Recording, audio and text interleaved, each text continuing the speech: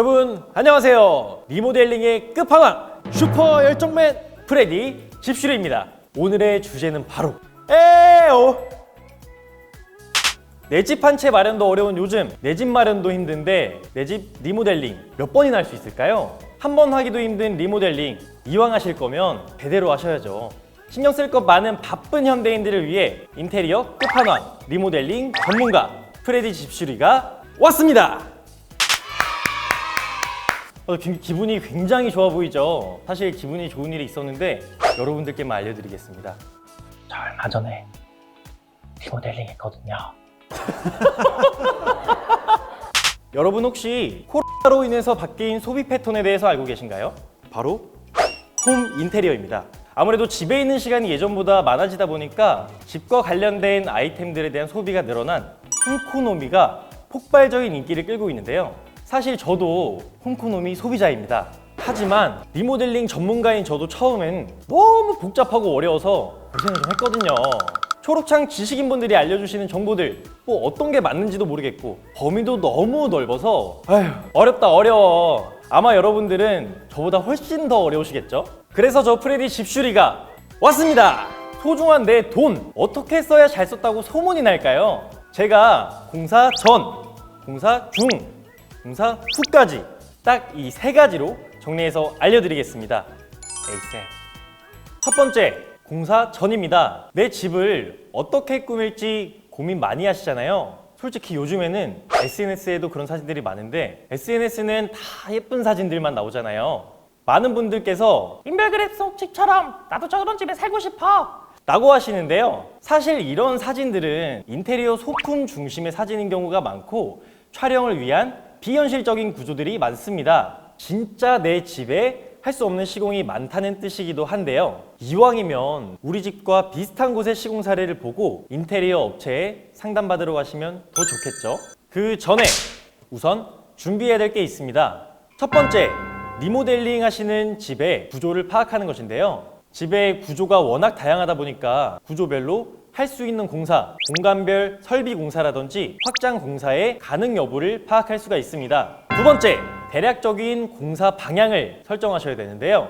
디자인을 살릴지 아니면 기능적인 요소를 살릴지 미리 설정을 하고 가시면 훨씬 더 도움이 될 것 같습니다. 세 번째, 인테리어 시공 사례 사진들을 보며 각 공간별 디자인 콘셉트를 정하는 건데요. 부엌도 있고 다이닝룸, 방 등 다양한 공간별로 콘셉트 사진을 저장해 두시고 가시면 더 좋겠죠. 마지막으로 이건 한 가지 팁인데 가지고 갈 가구, 가전 등을 미리 파악해서 가시면 인테리어 업체에서 디자인 방향을 잡는데 아주 유용할 것 같습니다. 인테리어 시공 사례 찾기 어려우시죠? 저 프레디 집슈리가 몇 가지 사이트들을 알려드리겠습니다. 참고할 수 있는 사이트들이 정말 많죠. 온집 같은 경우 집들이 탭에서 고객들이 직접 올린 시공 사례도 확인이 가능하고요. 전문가 집들이 탭에서는 업체들이 올린 시공 사례가 확인이 가능합니다. 한솔은 홈 아이디어 탭에 들어가시면 아파트별 시공 사례를 볼 수가 있습니다. 그리고 레테라스, 인기통, 홈앤퍼니처 등 다양한 카페도 있으니까 바빠도 꼭 보고 가시는 거예요. 저랑 약속.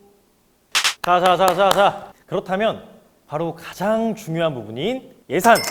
뭐니 해도 바로 예산입니다. 예산을 정하기 전에 꼭 생각해야 될 것이 있는데요. 욕심 부리지 않기입니다.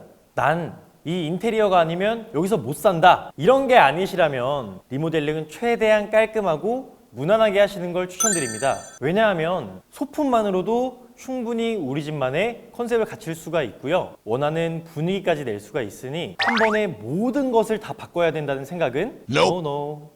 또한 인테리어는 워낙 금액대가 천차만별이라 저렴할수록 높은 퀄리티를 기대하기는 어렵다는 것도 명심하셔야 됩니다. 하지만 저 프레디 집슈리가 누굽니까? 21세기 리모델링 시장을 접수하러 온 리모델링계의 숨은 능력자 아니겠습니까? 문 한 짝 바꿀 돈으로 창문 한 짝 더 바꿀 수 있는 프레디 집슈리만의 꿀팁 지금 바로 알려드리겠습니다.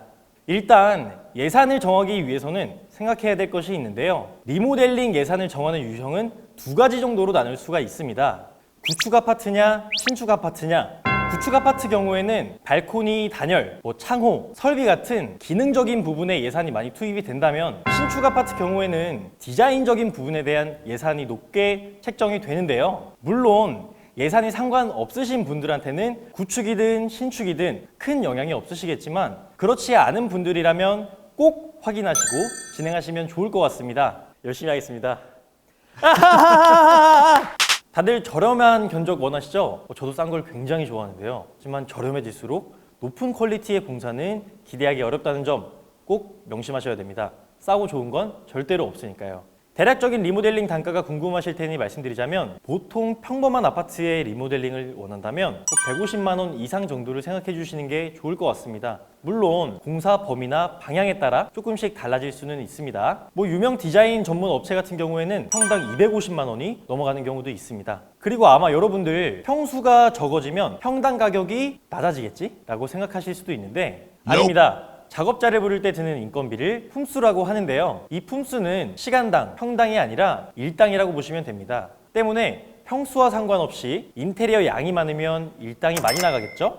그렇기 때문에 평당 단가는 어디까지나 러프한 금액이라는 걸 꼭 아셔야 됩니다. 예를 들면 우리가 차를 사러 갈 때 차 얼마예요? 이렇게 물어보지는 않죠. 어떤 차종이 어떤 옵션을 추가했을 때 얼마인지 물어보는 것처럼 리모델링의 대략적인 견적도 사실상 무의미한 일이라는 겁니다. 대신 지금부터 또 몰랐던 궁정별 예산 절감 꿀팁 대방출하겠습니다. 집중하세요.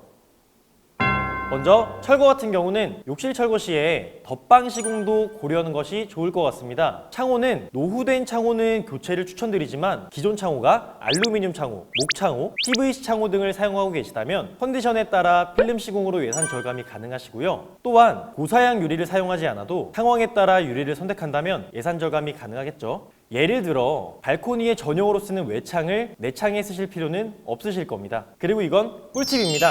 국토부에서 지원하는 그린 리모델링 사업이라는 것도 있으니 참고하시면 좋을 것 같네요. 전기와 목공 작업 같은 경우 작업 종료 후에 추가 작업이 어렵기 때문에 초기 작업 시에 전체적인 인테리어와 배치를 미리 생각해서 체크를 한다면 추가 예산이 들어가는 것을 막을 수 있습니다. 도배의 경우 도장 같은 질감을 원하는데 예산 때문에 고민이시라면 페인팅 벽지를 이용하시면 상대적으로 적은 예산으로 효과를 볼 수가 있습니다. 또한 한 가지 색으로 맞추게 되면 도배지의 로스율이 적어져 비용을 줄일 수도 있고요.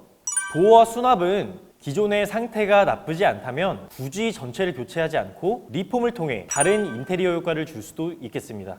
또 조명은 인터넷에 보이는 예쁜 조명들을 인테리어하고 싶으시다. 그렇다면 직접 발품을 팔아서 조명을 구매해 오시면 비용을 절감하고 자기 만족도도 높일 수 있을 것 같습니다. 단, 시간이 부족하시다면 인테리어 업체를 통해 구매를 요청드리면 좋을 것 같습니다.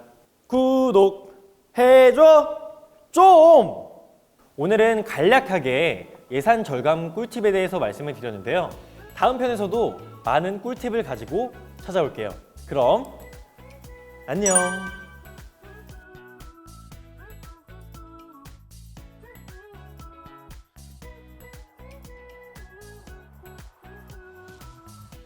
구독!